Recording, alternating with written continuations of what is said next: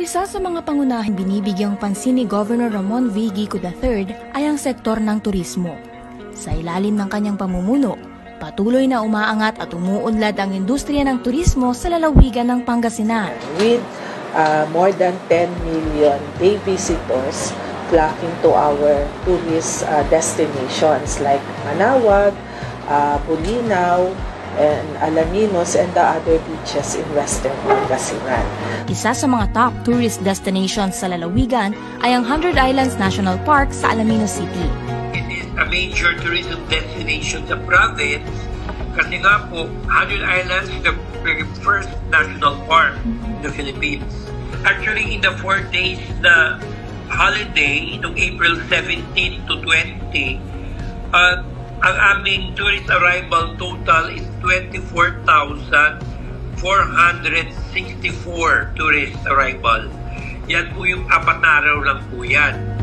Dahil sa patuloy na pagtaas ng bilang ng mga turistang bumibisita, sunod-sunod din ang mga proyektong isinusulong ni Governor Gico upang higit pang mapaunlad ang turismo sa lalawigan. Isa na rito ang 34 billion project na Pangasinan Link Expressway o PLEX na magdurugtong sa T-Plex hanggang sa mga bayan ng Binalonan, Manawag, Calasiao, Lingayen at Alaminos. This Pangasinan Link Expressway, it will open so many doors for the other towns and cities of Pangasinan. There will be more ease in travel within the province and outside of the province of Pangasinan.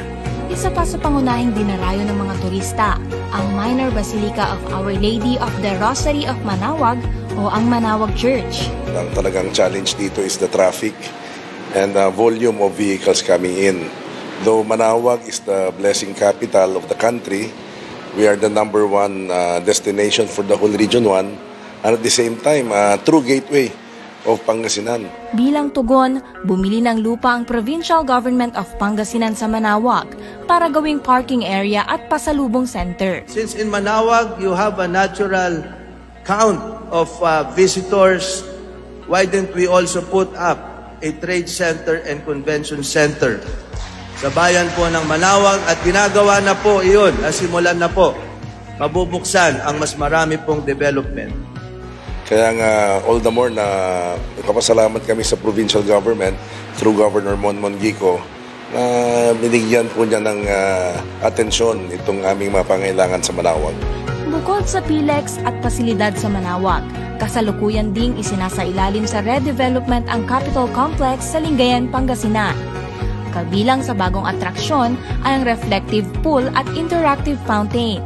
Itatayo din ang 11-story government center at convention hall. Kapag natapos ang mga proyektong ito, ang bayan ng Lingayen ay babansagang Singapore of the North. Dagdag pa rito ang Banaan Museum sa Lingayen, Pangasinan. Isa rin ito sa mga legacy project ni Governor Gico. Umabot na sa higit 8,000 visitors ang bumisita rito noong taong 2024.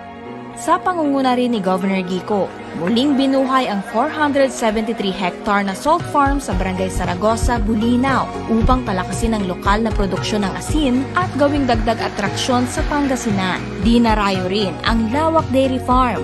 Di magtatagal, dadagsain din ng mga lokal at mga turista ang Eco Park sa Bugalyon. Determinado rin si Governor Gico na magkakaroon ng airport sa Bulinaw, Pangasinan. Pangasinan ang galing! Rich Mahin, nagbabalita.